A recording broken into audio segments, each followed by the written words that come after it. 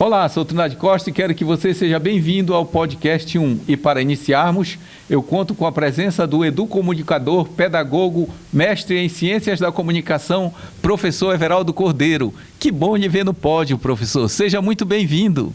Obrigado, Trindade. Muito bom te rever também. Nós que já trabalhamos em muitas jornadas neste campo da comunicação e educação ao longo da nossa história de vida. E professor, eu lhe conheço há muito tempo, a sua trajetória dentro da igreja, a sua caminhada na área da comunicação. Conte pra gente um pouquinho dessa sua trajetória. Pois é, eu sou filho de um casal de nordestinos que se criaram aqui no Pará, no interior de Monte Alegre, comunidade de Igarapé da Mulata, o seu Geraldo, de saudosa memória, e a dona Raimunda, ele encarregado de pedreiro, ela do lar, mas também que foi feirante, vendeu muito tacacá, fez da vida uma luta para criar 6 filhos, o José Almir de Souza Cordeiro, o Manuel Djalma de Souza Cordeiro, Rinaldo de Souza Cordeiro, a Maria Aldirene de Souza Cordeiro, que talvez seja mais conhecida, a Dira Cordeiro, desse campo também da comunicação, eu, Everaldo de Souza Cordeiro, e o Geraldo Nogueira Cordeiro Filho, que foi seu colega há muitos anos também na imprensa, que ainda hoje trabalha, tem formação no jornalismo e trabalha também nos meios de comunicação social. A gente foi criado, então, parte dos filhos em Monte Alegre, e eu e o Geraldo já mais novos aqui, ele o caçula, eu antes dele, aqui em Santarém, estudando em escola pública, Escola Freutimar, Rodrigues dos Santos, Álvaro Adolfo, e depois cheguei na Universidade Federal do Pará no início da última década do século passado, no curso de Pedagogia em 1992. Então, aí, a partir deste curso de Pedagogia, eu vim desenvolvendo essa trajetória, fiz o curso também de Filosofia, que os nossos saudosos Dom Tiago e Dom Lino me proporcionaram pela minha militância em igreja de 89 para cá, 34 anos, primeiro com o pessoal da Renovação Carismática em Cristóvais, depois na Pastoral da Comunicação, onde atuei muitos anos e trabalhei com Dom Tiago, Dom Lino e outros bispos e padres nesta organização da Pastoral da Comunicação e também na vivência mergulhada dentro da evangelização nos meios de comunicação da então diocese, hoje arquidiocese, e fiz depois algumas especializações, né? Mas a que eu assino é especialista em gestão escolar, que me deu a possibilidade de ser gestor de escola, e também especialista em educação, que é a área que eu atuo até hoje como pedagogo, e um mestrado em ciências da comunicação, sendo comunicólogo e ajudando a formar inúmeros comunicadores e educadores por conta dessa área tríade da comunicação, educação e da filosofia, com mestrado em ciências da comunicação, formando na antiga UFPA Campus de Santarém, na UFOPA, na UEPA, na UNAMA, no IESPES e em outras instituições que eu pude ajudar, como o Seminário São Pio X e escolas mesmo da rede estadual, pública, ajudando na formação de professores e educadores ao longo dessa trajetória de quase 35 anos. Que trajetória bonita, né? E longa, né? E ao mesmo tempo parece que o tempo passou tão rápido, né? Muito. A gente nem percebe, assim. Você continua jovem durante todo esse tempo, ainda continua com a mesma juventude. Pois é, lhe sou grato porque eu trago na minha viva memória, como estou vendo aqui um jovem lhe auxiliando na gravação, ainda a sua imagem também muito jovem, cinegrafista de uma família que tem história nessa área da cinegrafia. Depois você foi meu diretor de produção na TV Vida, então parece que tudo foi ontem, muito rápido. Eu conversava antes da gravação sobre seus filhos, né, que a gente ajudou a carregar no colo, e hoje fui professor da Fernanda, que também já é formada ainda no Colégio Santa Clara, e depois já vi o Tarcísio mais nos eventos sociais com a sua esposa e você. Mas é como a Bíblia diz, a vida é um sopro, é tudo muito rápido, portanto devemos aproveitar muito bem o tempo presente, o tempo que nos é dado, o hoje. O passado não volta e o amanhã é incerto, então devemos aproveitar o dia e viver cada dia com muita intensidade, muita plenitude, e os cabelos brancos, a maturidade nos traz isso, né? Nos traz essa tranquilidade de entender de maneira mais profunda a vida, aproveitando cada instante. Professor, você é um educador que trabalha também na supervisão e orientação de jovens estudantes que estão em fase de desenvolvimento. A BNCC enuncia que a escola deve valorizar os papéis sociais desempenhados pelos jovens. Você acredita que é importante se valorizar e estimular o protagonismo juvenil dentro da escola? Não tem como ser de outra forma. A outra forma que não estimula o protagonismo infanto-juvenil está superada.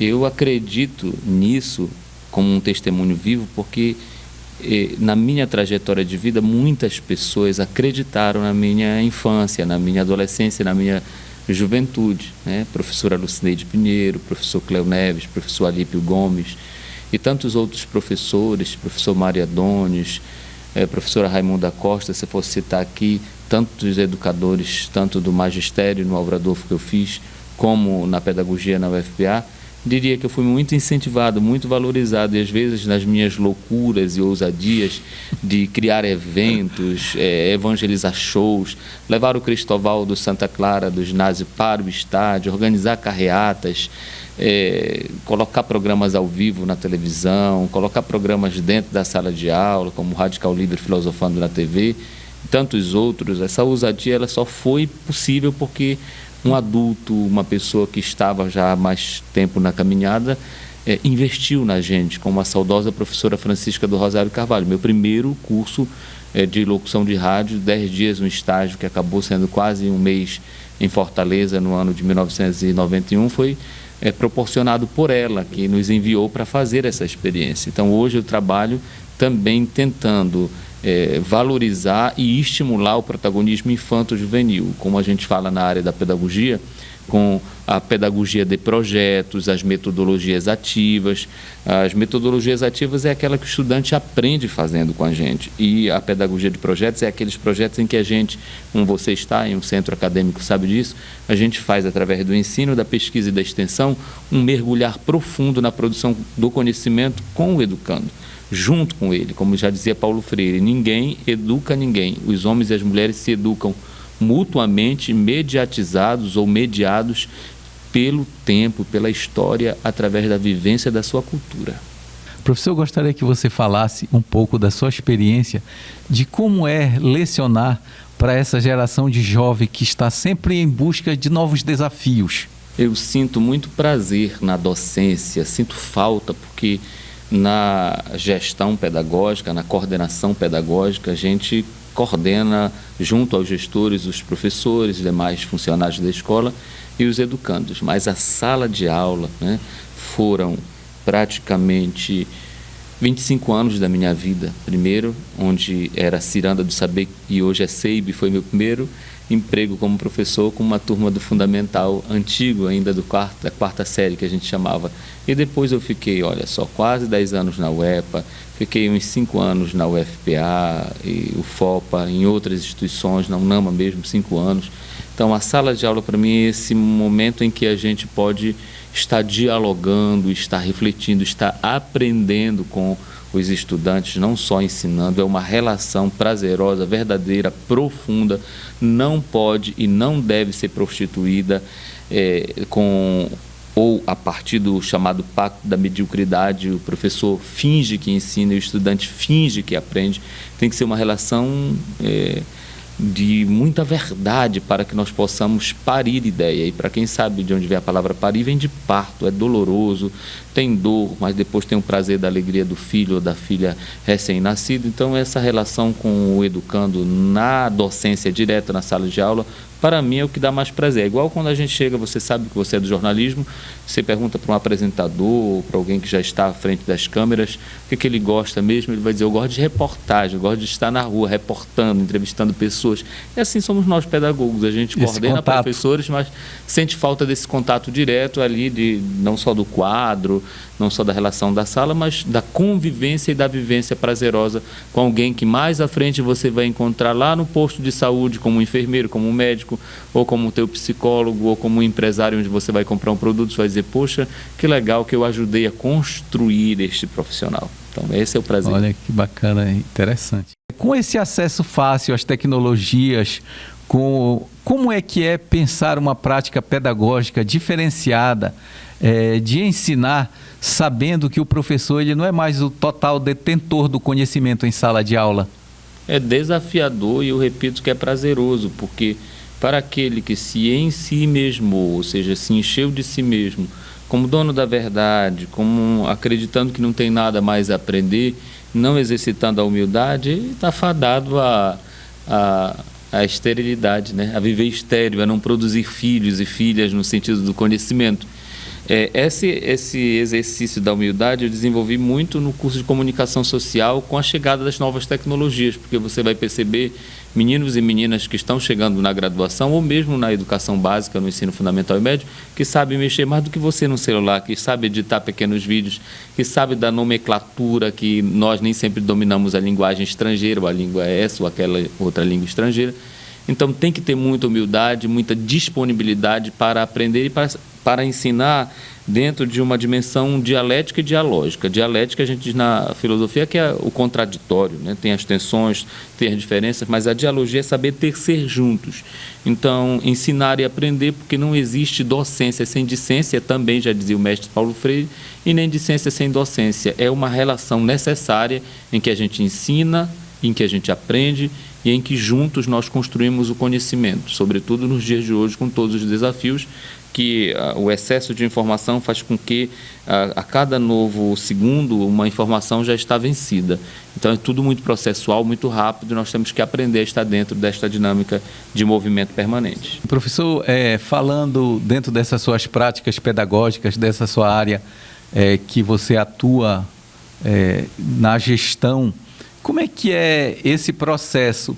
Um professor, um coordenador pedagógico, ele orienta o professor a desenvolver os projetos ou é correto ele já entregar o projeto pronto e o professor só executar? Como é que se é desenvolvido esse processo da relação do gestor, coordenador com o professor? Modifica de realidade para realidade, mas o ideal que temos é auxiliar a gestão, ou seja, a direção da escola no que diz respeito ao pedagógico. Eu lecionei há alguns anos a disciplina própria para a cultura organizacional na pós-graduação e depois sobre gestão escolar para o curso de pedagogia, e é papel do gestor, da equipe gestora, ter muito bem na sua cabeça o administrativo, o pedagógico e o financeiro. Então, na dimensão pedagógica, o gestor, a gestora conta com o pedagogo, que é aquele que vai coordenar toda a parte do processo ensino-aprendizagem no que diz respeito a currículo, no que diz respeito à organização do projeto político-pedagógico, da coordenação direta de professores e de alunos. Porque se dizia de primeiro, quando a gente terminava a pedagogia, que a gente fazia uma habilitação específica para ser ou gestor escolar, ou supervisor educacional, ou orientador educacional. Hoje o pedagogo ele agrega estas dimensões de gestão, coordenação e de orientação, porque no dia a dia ele está direto no trato, em nome e a partir da equipe gestora, com tudo aquilo que a escola está se propondo no seu PPP, Projeto Político Pedagógico, a desenvolver, no que diz respeito plano de aula, plano de curso, plano de ensino, boletins, notas, processos de avaliação, projetos, e sozinho ele não dá. Por isso que eu digo que muda de realidade para realidade. Alguns querem que o pedagogo faça isso e entregue pronto para o professor.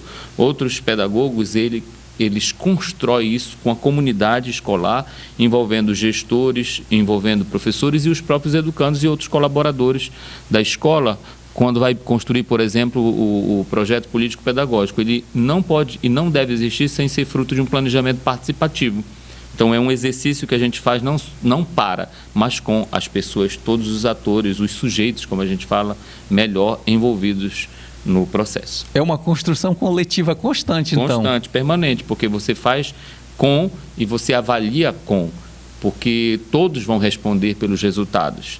Às vezes a gente acaba tendo a tendência de centralizar e no final é frustrante, porque o outro que participou, ele vai dizer, não fui só coadjuvante, eu não estive diretamente no processo, então não é minha responsabilidade. Se deu certo, todo mundo quer aplauso, mas se deu errado, aí vai dizer a culpa é só do pedagogo, porque foi ideia da cabeça dele. Então, essa é uma realidade, né? Juntos. Vamos fazer juntos. Professor, o senhor é um educomunicador, então eu lhe pergunto assim, a educomunicação, a gente sabe que é uma nova ferramenta de ensino que consiste em utilizar técnica pelos meios de comunicação e tecnologia. A educomunicação ela pode ser utilizada como uma ferramenta de grande influência para a integração de conteúdos curriculares e interesses e percepções de mundo dos alunos? não só pode como deve. Eu até escolhi essa camisa da terceira Conferência Amazônica sobre Educomunicação.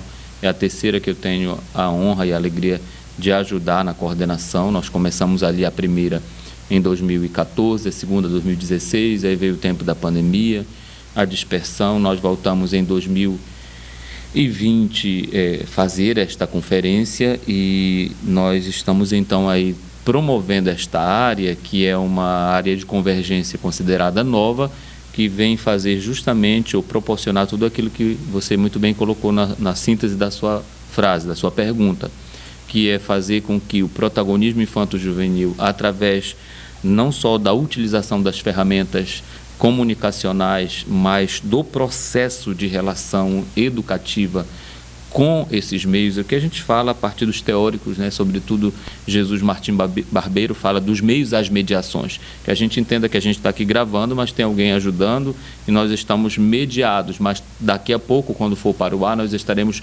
mediatizados. Então, quem vai apertar o play, quem vai acessar, vai também estar participando do processo. Nós vivemos uma situação de tensão esses dias, que é até bom eu trazer aqui através do programa, porque os estudantes na escola que eu trabalho, a Escola Estadual Terezinha Jesus Rodrigues, estavam gravando aquelas brincadeiras de intervalo, como um fosse o repórter e tudo. De repente, uma menina cai sobre a outra que está tendo uma crise de ansiedade, fica lá abraçada com ela, os outros filmam e alguém diz assim, desculpa a expressão, a quem está em casa, suruba só acontece aqui no Terezinha. Então, Meu isso Deus. foi parar em um blog de fofoca, desses que coloca no Instagram, que às vezes não tem a responsabilidade, porque, como já dizia ou diz ainda, porque o contexto está bem atual, o ministro Alexandre de Moraes, a internet não é terra sem lei. Então, o que não é permitido, o que é proibido, o que é crime no mundo real, também deve ser no mundo virtual. Então, a gente tem que ter muito cuidado com as imagens. Por exemplo, nós na escola filmamos os eventos e colocamos nas plataformas, seja Facebook, Instagram, YouTube da escola, ou nosso pessoal de professor, o resultado de uma ação educativa que tem em vista, em objetivo, a promoção da educação e da comunicação, da educomunicação. Mas quando a gente joga uma imagem na rede de maneira irresponsável, que vai estimular preconceito, sexualização ou erotização precoce de crianças, violência psicológica, então é muito complicado isso. Isso foi parar na rede, a gente ainda está preparando uma resposta aos pais, nós já estamos dando, porque chamamos os pais dos responsáveis da escola, mas a sociedade, para dizer que você precisa olhar hoje para a sua marca, Pode1, ou para outra marca que eu estou vendo aqui, o Nama, e entender que quando a gente usa uma camisa, um crachá, ou uma marca de uma instituição, a gente responde ali na nossa fala, na nossa prática, por aquela instituição. Então, a gente encontra inúmeros Instagrams fakes, criados com o nome da nossa escola, e que não procede da nossa orientação gestora ou pedagógica ou educacional, para que se coloque certos conteúdos, músicas, funks, tendenciosos no ar. Então, é preciso ter muito cuidado. Então, a educomunicação, ela ajuda a gente não só filmar, colocar no ar, projetar, mas construir juntos um processo em que a educação esteja a serviço da comunicação e da pessoa humana e a comunicação a serviço dos processos educacionais para também nos construir enquanto pessoas humanas. Portanto, é uma ferramenta, como você bem disse, é um instrumento, é uma possibilidade para fazer com que o protagonismo infanto-juvenil seja uma realidade, a pedagogia de projetos, de fazer com as pessoas, por meio de metodologias ativas, seja uma realidade e todos ganhem com uma sociedade melhor, com uma escola melhor, com um ser humano melhor. Professor, o senhor é um educomunicador que traz a música religiosa em sua vida. De onde vem essa inspiração? E essa arte, ela lhe fortalece, contribui para a sua caminhada? Muitas pessoas não gostam da palavra dom. Eu gosto muito da palavra dom, que significa graça, né? Carisma, algo que colocado a serviço das pessoas se torna ou te torna uma pessoa carismática, né? Que você coloca os seus talentos a serviço das pessoas. Eu faço como diz o padre Marcelo Rossi, que vendeu milhões de CDs ao contrário de mim, que ele não canta nada, que foi a graça de Deus. Eu também vi outros artistas, como a Xuxa, que vendeu milhões, dizer assim, eu não canto nada. Eu também tenho o mesmo sentimento, porque eu venho aqui da comunidade Cristo Libertador, em que eu cantei nos grupos de oração, nas comunidades eclesiais de base, e me apaixonei pela música no primeiro retiro que eu fui, que o professor Cléo Neves era o violonista, o cantor, o animador, com um então conjunto, que depois passou a ser Banda Anuncia-me.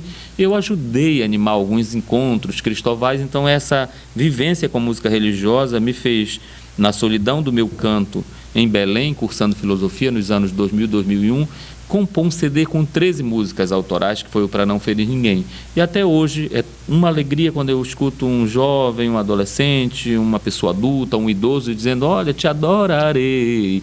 Aí, poxa, que bom, essa música parece sempre nova e atual.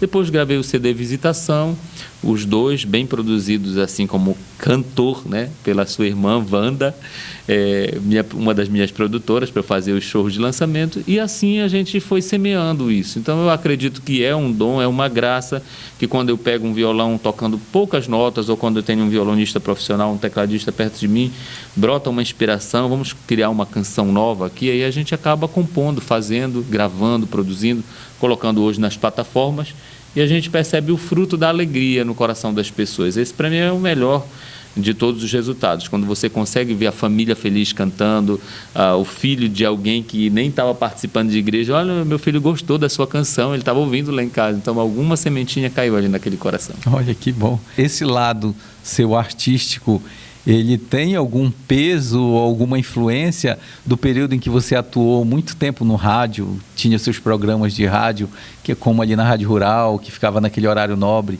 por muito tempo? Isso contribuiu para que você trabalhasse mais forte a sua música? Eu acredito que sim. Aquela biblioteca que você também conviveu, nós trabalhamos quando a TV Vida começou ali, era ladeando a discoteca, né? Eu chamei biblioteca discoteca da Rádio Rural, com mais de 2.000 vinis. A gente ali com Francisco Salles, com Zé Maria Gama, ouvindo música, fazendo programa que a música da gente ia pro ar. A Rádio Rural, ela cuidou muito de mim durante muitos anos, porque ela colocou o meu nome, as canções que eu gravei, na boca das pessoas através de toda a sua programação. Então isso, claro, ajudou muito durante quase 20 anos da minha história, de 93 que eu comecei lá, em 89 antes eu comecei na Rádio Tropical, antiga Rádio Tropical. Então o rádio, ele foi muito bem lembrado por você. Sinto saudades, inclusive, do rádio. Sempre gostei muito de fazer programas de rádio, viver nesse ambiente da oralidade, do diálogo, da conversa. Oi, dona Maria, bom dia, como vai a senhora? De onde a senhora está ligando? Aqui do bairro da Matinha. Opa, que legal, que bom estar falando com a senhora. Então, eu não fazia só da técnica do microfone, a técnica pela técnica, mas eu de verdade conversava com as pessoas. Seu Ednardo Valentim, lá no Olho d'Água, né? Seu Bita, lá na região do Mujuí. Então, fica na memória da gente, e acredito que também o nosso nome fica, e a voz e o jeito, na memória das pessoas, na memória afetiva das pessoas. São boas lembranças, o rádio traz, né? Inesquecíveis, e são momentos, assim como você falou, são momentos inesquecíveis, porque é uma imagem que fica muito forte, apesar de o rádio ser só a voz, mas acaba a gente gravando uma imagem forte daquele momento, né? Exato, como vocês estão me vendo aqui, eu sou bem pequenininho, mas as pessoas imaginavam bem grandão, e às vezes a gente tem que fazer uma voz impostada para o rádio. Então tem pessoas que elas fazem uma outra imagem, quando vê a gente pessoalmente, ela parece que se frustra um pouco: eu imaginava que era diferente. Mas é legal, porque é igual o jogo de futebol narrado, né? A gente não está, através do rádio, a gente não está vendo a bola, o campo, os jogadores, mas está imaginando o que o narrador está contando para a gente. Olha que bom. E professor, e para finalizarmos, o senhor poderia dizer qual é a importância, o objetivo da educação transdisciplinar na escola? Eu acredito que hoje também é algo irreversível. A gente vem do modelo disciplinar. Eu digo que não há transdisciplinaridade sem interdisciplinaridade, multidisciplinaridade, por causa da disciplina. O que nós precisamos entender é que só a disciplina não se diz, nunca se disse, né? Mas mais do que nunca hoje, nunca se diz sozinha. É preciso que a gente, como nessa relação do eu com o tu, para que haja um nós, entenda que tem português, matemática, física, química, biologia, mas que elas estão interligadas e que fazem parte do todo do processo do conhecimento. A transdisciplinaridade é quando a gente supera essa dimensão da territorialidade da disciplina, vai para outros territórios, dialoga com outras disciplinas e juntos proporcionamos novos caminhos, novas possibilidades, novos campos dos saberes. Ser trans é ir além, né? Lembra daquela empresa Trans Alter do Chão, né? Que levava de Santarém ao Alter do Chão. Então, ser trans, até brinco às vezes com as minhas brincadeiras filosóficas. Cadê fulano? Fulano é trans. Aí, trans, professor, pensando outra coisa, eu digo, é transferido, já foi transferido da escola. Então, transdisciplinaridade é sempre ir além, né? Nós somos imanentes e transcendentes. A imanência é o nosso corpo, a transcendência é a nossa alma, é o nosso espírito, é o que vai além daqui. É o céu, né? Para aqueles que acreditam, ir além, buscar sempre. Então, a transdisciplinaridade, para quem quer fazer do conhecimento uma mola propulsora de sempre conhecer, sempre aprender, sempre buscar o novo, é fundamental. Professor, foi uma satisfação muito grande contar com a sua presença aqui no podcast 1. Esse foi o professor, mestre, educomunicador Everaldo Cordeiro no Pod 1.